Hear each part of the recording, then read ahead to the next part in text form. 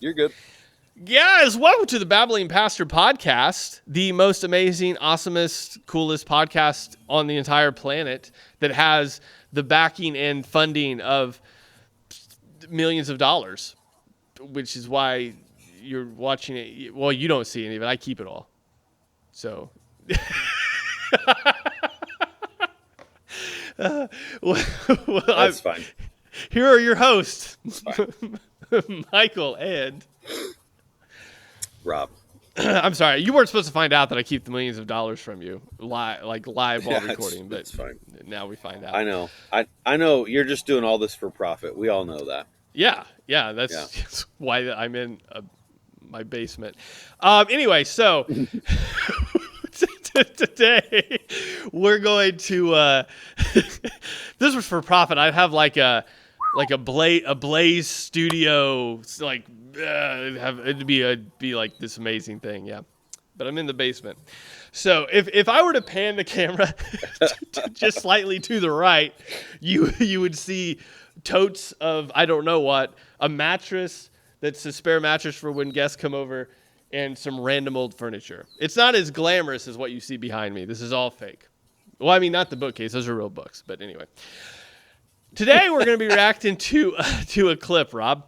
I've not told you anything about this. I've not watched it, but it was posted by Woke Preacher Clips, so you can kind of get the idea of where we're going here. And I know what I do know about this, and it's sort of a shame for me to say I haven't watched it. It's only a minute and 6 seconds, so surely I could have found time, right? But I haven't. But I do know it's a pastor talking about why you shouldn't be an abortion abolitionist.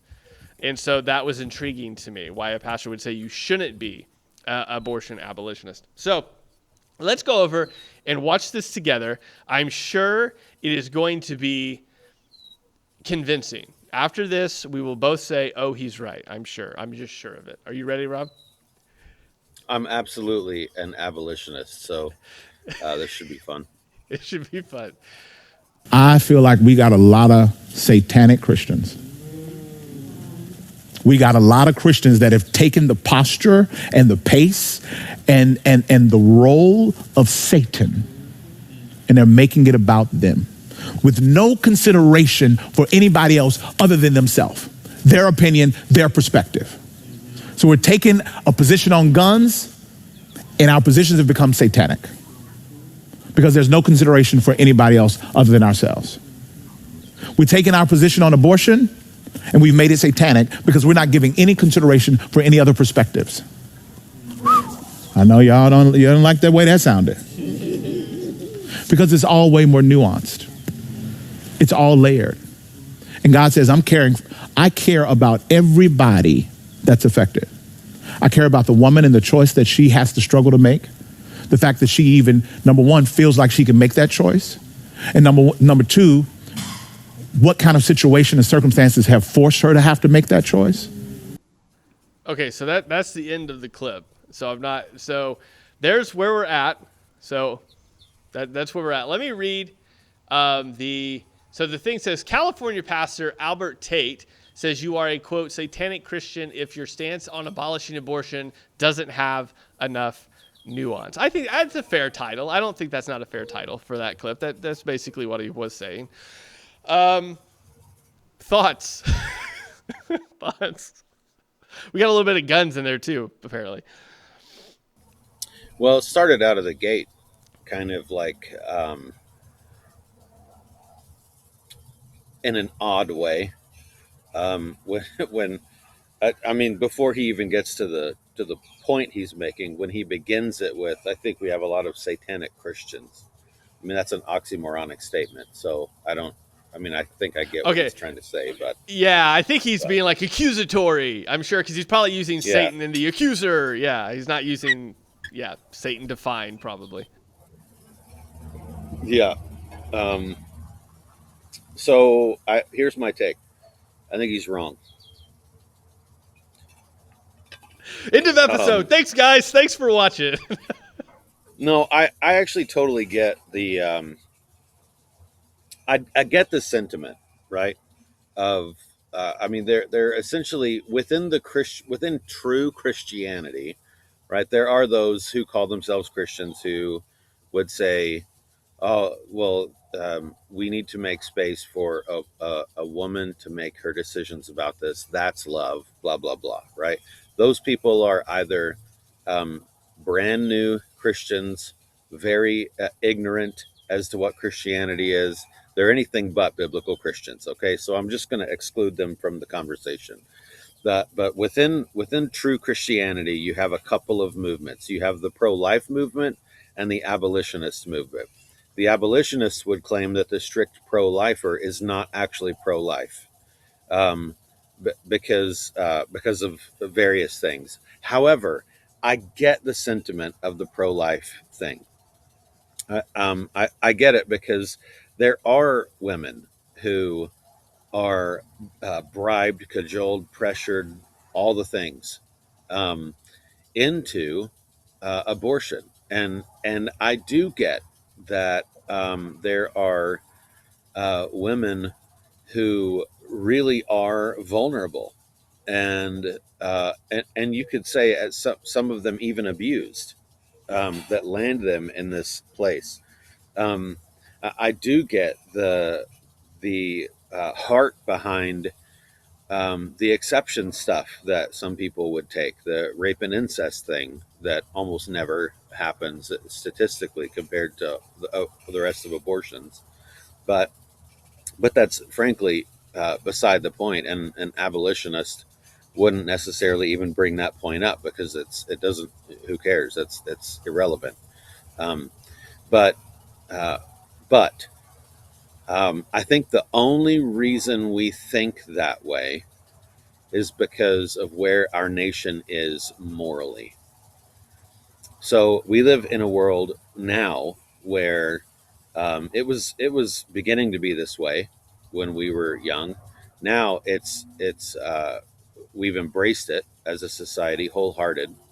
Um, we live in this world now where you date somebody and act like you're married, and that's just the way it is, and it's fine, and you don't even think about marriage, right?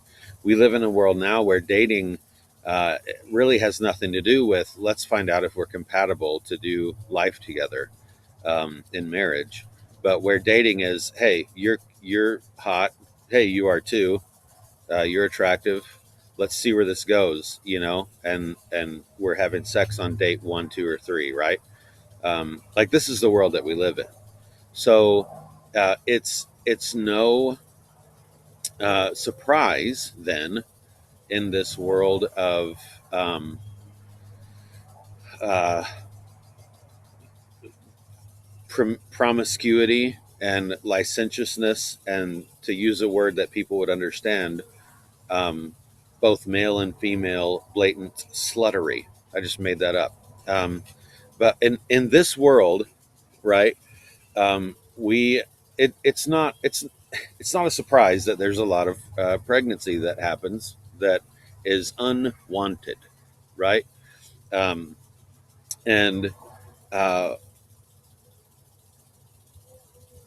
so the morality that has led us to this point, right? This is, I guess, where I'm going. Is the only reason that we have this heartthrob for the situation. I very much think that the God of the universe, who is absolutely holy, whose mercy and justice doesn't, like, trump one another in certain circumstances, um, but he is absolutely always merciful and always just completely, and they mesh together perfectly. Um, that God is offended, furious. Uh, I mean, all the other words like that, when it comes to abortion. Um, and uh, this, one of the things that it gets compared to a lot is the, like, sacrificing your children to Baal in the Bible, right? And I think that maybe the difference is from heaven's perspective is a small one, maybe not even a difference. But from our perspective, one of the differences might be that in Baal worship back in the day, you're very clearly know what you're doing and worshiping Baal, right? Sacrificing your children to him. Well, this uh, mechanically and essentially what we're doing is the same thing. It's just that we don't look at it like sex, promiscuity, freedom of sexual expression, all of the things that lead to this. We don't look at that as a big statue idol that we're taking our children to. But that's what's happening, right? It's maybe a lot more subtle of a satanic scheme, but it's the same sort of thing. And so I'll say this and then I'll shut up and let you go. But I think that um, the most loving thing that we can do for even for the woman involved is the gospel, is to proclaim the actual gospel, and that includes, no, this was murder, and you're guilty of murder. Um, per, Particularly if this is someone who isn't coerced, right? I mean, that's the premise, right? If you're coerced, you're actually not guilty of murder. Someone coerced you to murder, right? And I mean, our laws, this is the whole abolitionist thing. Our laws actually have a spot for that, and take that into account. So, Mm-hmm. but if you're just someone who was promiscuous and you're pregnant and you have an abortion, and you know what you're doing, all those things, then you're guilty of murder, and you need to know that. And it's not different than the woman who kills her 4-year-old and throws him in the trunk. Um, it's the same exact thing, and society needs to know that. We need to treat it like that. Otherwise, it will not change. Yeah. Well, I think what you said there at the end really backs up that it defines the whole argument, because the soil that a lot of this grows in is that the soil of like definitionally moral definitions. Because if you have, I mean, I think the strongest argument is that, from a secular perspective, I suppose, is that the laws, like you said, are already in place. I mean, so here's the thing. I watch enough cop shows or like cop body cam footage that it's very apparent after you watch enough of that there are all kinds of different classifications of murder. Obviously, some people just go right out and it's Yep. premeditated. It's they've thought about it, they've planned it, they're going for it. Then there's others where it's complete. It's like I think it's manslaughter 1, where it's like it was an accident. You didn't even mean to do it, but you did do it. Like they talk to us about that whenever because we do delivery drivers. Like if you are driving and you kill someone, you're still guilty of manslaughter. It's not premeditated. You didn't obviously go out there to do it, but someone is now dead because of your actions, whether intended or not intended. And obviously there's classifications and there's layers for that and there's implications for that and there's all sorts of things that come into play there. And so I think definitionally what we're looking at is like how, like if you take away that a baby, that fetus is a baby, it is a living person, and you define that differently, that's the only way you can get past this whole, well, we need to be a little bit more nuanced about it. Well, the law itself is already nuanced because it's taking into account how the crime happened, what the idea behind the crime was. What it really boils down to is you don't think that baby's a person, because if you did think that baby was a person, it's not hard to then apply the laws we already have to that situation. And so whenever he says, hey, there's a lot of satanic Christians because you're not being nuanced enough about it, I'm saying you've eliminated the nuance entirely. Because there is already nuance there. There is already, here's the situation, someone has died, what part did all of these parties, what part did they play? There's obviously a father involved because there has to be two people that come together. There's, what part did he play? There's obviously a doctor involved. What part did he play? There's obviously a woman involved. What part did she play? Like, it is a criminal investigation, and it should be approached that way. the issue, I think, with this pastor, Albert here, is that he doesn't actually think, like, definitionally, you can just tell by his argument. I don't know if he actually believes that a baby in the womb is an actual person, because it's not about taking into account the woman or her situation or what brought her to this decision. Abolitionists do that. We do that. Yes, I understand that you are in a particular situation and certain things, but it doesn't change the reality that you've murdered someone. Just like all the thousands and unfortunately probably millions of cases of murder that happen every year, there's backstories to every one of those, but it doesn't change the implications of the fact you took a life. And so what really irks people and peeves them off, if we're going to be honest, is that they don't like the idea that the mother is a victim, or the mother's, they want to make her a victim. They don't want to make her like the culprit of the thing. They don't want to make the doctor the culprit of the murder. And so that's definitionally, I think, that's the breaking point. That's the division point here. Is that it's not about being like thinking about everyone involved. That was his whole point with the gun situation and the abortion situation. He's saying, think about everybody involved. Abolitionists are thinking about everyone involved. The point of the abolitionists is that you're not applying equally the law to everyone, as you should. You're making you're applying favoritism by virtue of changing definitions.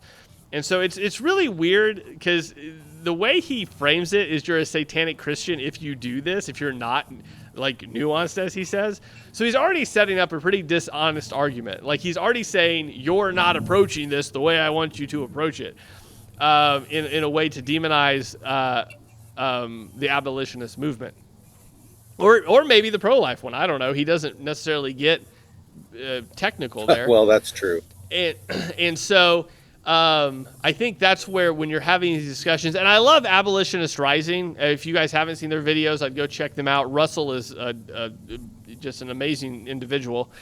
Is that he'll have those discussions with people. If you watch his videos, you are never going to come away with he's the dummy, because he is so chill. I don't know how he's so chill when people are just bringing him the most dumb, just the most asinine reasoning behind the things that they're saying, and he's being as just cucumber as possible about it. But that's what you have to do. You just have to say your own logic betrays you, your own definitions betray you, and you're not being, you're not applying your same reasoning across the board. And I think this pastor's not doing it either, if you want to call him a pastor. Yeah, I think one of the things that we're seeing, and people in our town, right? This is one of the things that I think that the pro-life movement maybe doesn't get, at least I don't know. In some places this is really prevalent, so you almost have to just ignore that it's becoming normal. But the pro-life movement has in their mind the one kind of gal, right? The gal who is young and pitiful and doesn't really know better, and maybe is pressured and feels I don't know what I'm going to do. My back is in a corner. My life is over. And so she has this abortion. That's the person they have in their mind, right? And that's not helpful to frame the whole thing based on this one kind of person. Because frankly, even what I just described is not someone who's a victim, right? Someone who's a victim is maybe the pressure thing, right? Someone who's a victim is someone who is coerced into doing a terrible thing, right? No matter what it is. You're the guy who's held at gunpoint and forced to drive from the bank robbery. You're not guilty of a bank robbery, right? The same kind of thing. But that's you're increasingly seeing like the college campus situation where the young people, male and female, are just saying, "Yeah, kill them," yeah, and that kind of stuff, right? Just very blatantly, and you're a murderer, right? If that's the case, and you've had abortions, and that's the way you're thinking about it and framing it, there's it's probably the worst kind of murder, right? In that situation, you mentioned like the nuance of the laws. Yeah, that's true. It's nuanced, and if that's you, then you're like a premeditated murder one kind of person, right? Like in that situation. Um, and so yes, there is nuance, except I like here's the thing. I don't think that heaven is nuanced about this. I think God is very black and white when it comes to this. I don't think that we're going to get there, like, because he knows all things, he knows everyone's motives, he knows what people do. And if you commit sin for the wrong reasons, maybe, or you commit sin for you do a good thing for bad reasons, or you do a bad thing for, my heart was right in it, it doesn't change the fact that of what happened, right? Um, there's this problem in our society, and it's more than just abortion. But there's this problem in our society where someone um, is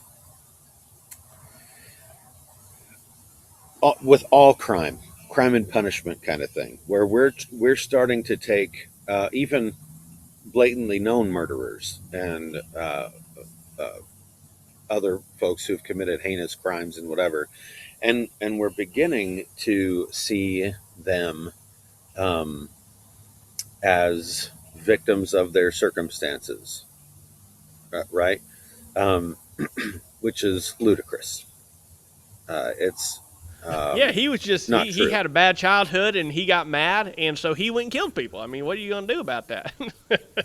Yeah. Right. Yeah.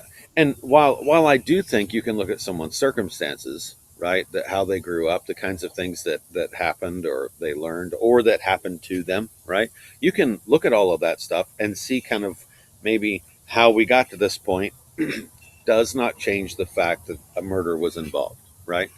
Um, and so I think that we're so nice that we're not seeing clearly.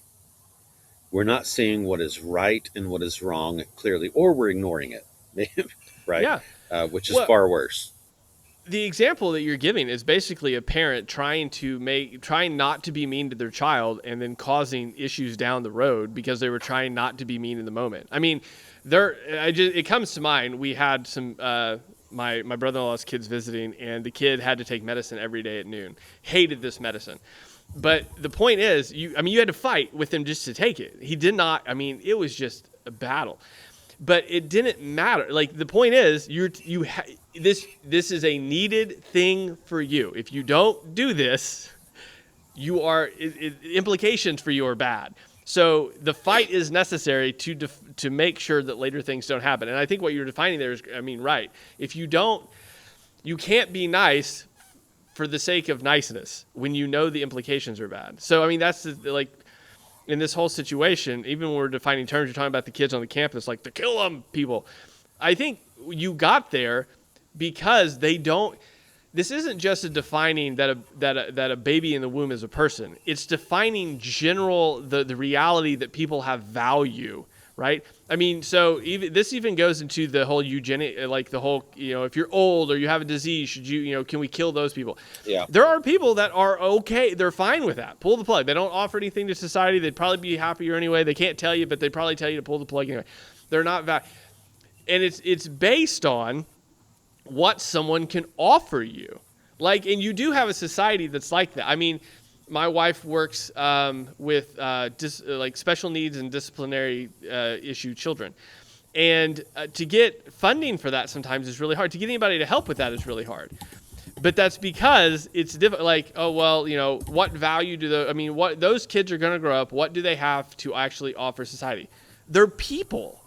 They are, by definition, they are valuable people. Just because they can't do the things you can do, they can't talk, they're not going to have any like function within society, doesn't matter. It's a very Marxist communist idea, by the way. And that they can't offer anything, so they don't deserve to be here. And so the idea of the kids on campus yelling "kill the babies" they didn't just get there because that's what we just believe that about babies. Actually, I think if you were to talk to those people, you're going to find there's a whole lot of people they don't value because they don't think that those people are valuable. They're not worthwhile. And so what we're really dealing with here, again, this clip doesn't deal with this, but it's really an undercurrent of the same thing, is that people do not understand the Imago Dei, the reality that people are made in God's image until it's worthwhile to them, right? Whenever it's, these particular people, like image of God, we have to do image of God, but you're applying it so directly to your little pet cause. That's the only time the image of God verse comes up. But it's the reality across the board. And because we're not operating, the society isn't operating with those definitions, that it doesn't matter who this person is. They are valuable by very nature of being human. You're going to have people that continually say, this isn't even abnormal anymore. There was some homosexual couple that made the news the other day because they had a surrogate, and the test came back that this baby was going to have like a cleft lip or something. It wasn't anything that was like life-threatening to this child's life, but because they didn't want their kid to have a cleft lip, they told the surrogate to abort the pregnancy, and thank God she fought back, and there's this whole lawsuit now about it. But the reality is that you're not viewing people as people. You're viewing people as products. And when you do that, you're fine with getting, kill them, or, you don't care because they're not you. And so I think this is what it comes down to. And when you don't apply the law rightly, like you're talking about criminals, you start only making that process go faster, because now this murderer, they just had a bad upbringing. Well, that doesn't mean they're not going to murder again. Like there's all sorts of things. There's a channel that I watch that does commentary videos on Chris Hansen's stuff. And what's really interesting about, these people are not Christians, by the way, as far as I can tell. What they picked up is, and what aggravates them in a lot of these videos is, these predators get off on weekends in jail for coming after, even these, obviously Chris Hansen's things, these kids aren't real. It's a whole thing. But it doesn't mean these people still weren't breaking the law. And what annoys these commentators that comment on these videos is you had somebody that was coming to meet a 13-year-old child, and they get a weekend in jail. That's all they got. And so, even I think some, not all, but some non-believers are even picking up now on the reality that when you don't have just laws that are applied correctly and across the board, society starts to fall apart. And so this is where, if he wants to talk about nuance, the nuance is already in the law. It's the application of definitions and the application of the law rightly that is really the part that's falling apart. It's not about satanic believers not being nuanced. No, it's about people not applying definitions rightly and actually doing what the law says. That's where the issue is. And if you look at it in that way, abolitionists are 100% on the right in saying you're the one not applying correctly and across the board the things that you say you believe. So that was my rant. I think I'm done. What do you Okay. I'm going to do something that we don't do. All right. I'm going to send you, I just sent you another clip. It's 1 minute long, and we don't have to do a bunch of commenting on it. I know we've been talking already, but I think it might be helpful.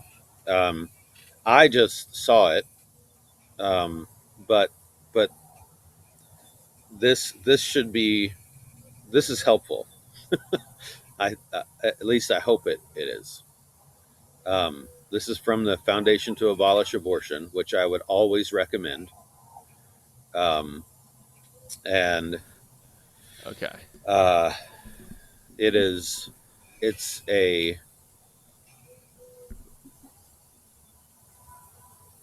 it's a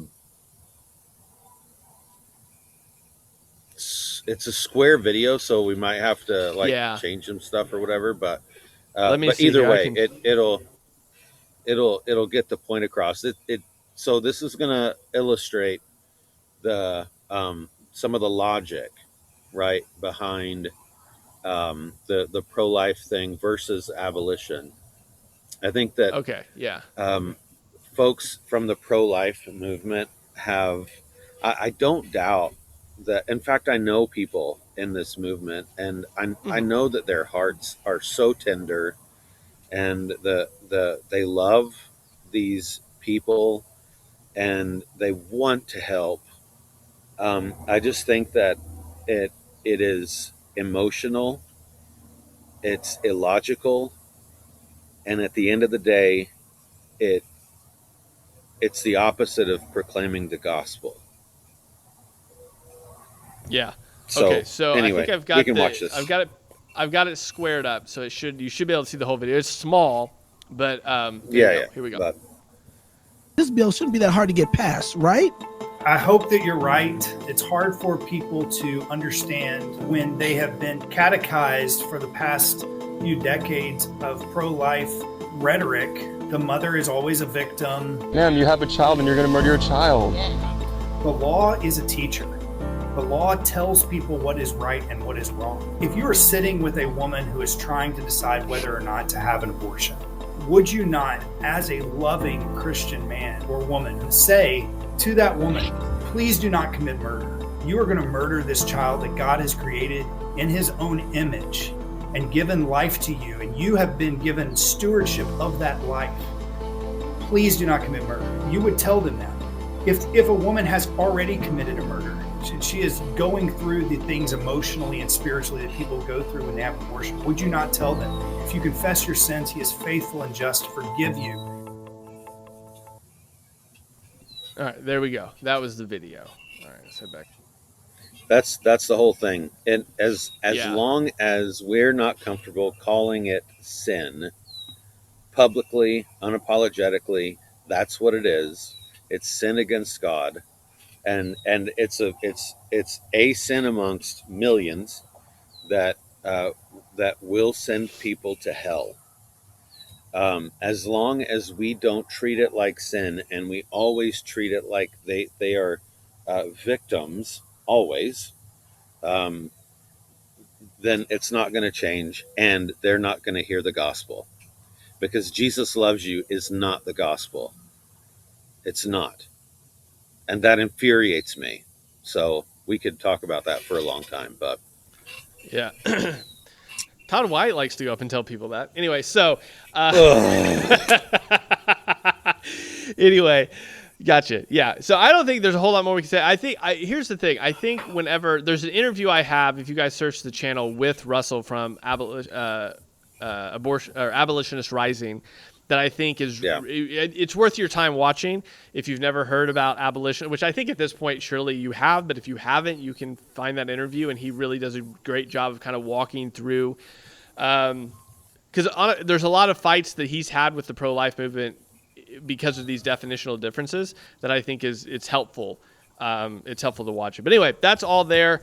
That's all of that. I think that what it boils down to, honestly, is definitions and applications of those definitions, as almost everything does.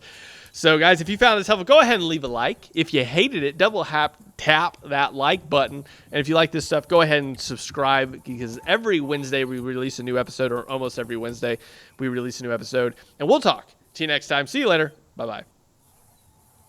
later. Always wait for your